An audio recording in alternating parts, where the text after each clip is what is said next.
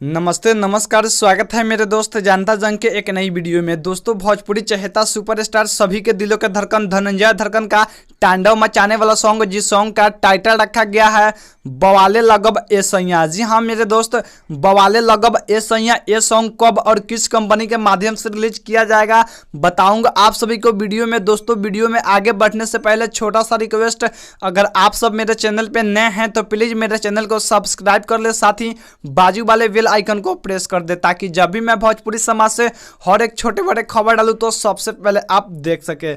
दोस्तों, बता दे आप सभी से, भोजपुरी चहेता सुपरस्टार सभी के दिलों के धड़कन धनंजय धड़कन का तांडव मचाने वाला सॉन्ग बवाले लगब ए सैया। जी हाँ मेरे दोस्त, ये सॉन्ग कल सुबह धनंजय धड़कन इंटरटेनमेंट यूट्यूब चैनल के माध्यम से रिलीज होने वाला है।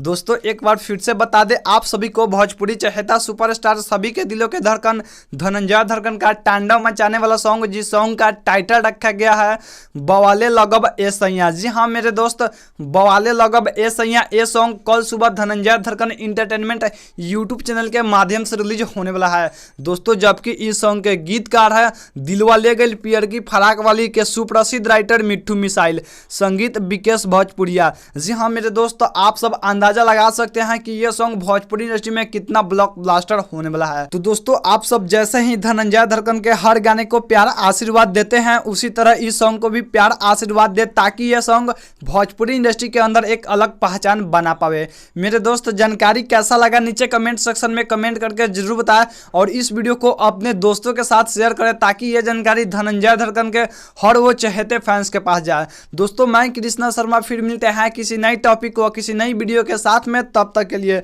बने रहे आपका अपना सबसे तेज व विश्वसनीय न्यूज चैनल जानता जंग के साथ। जय हिंद, जय भोजपुरी समाज।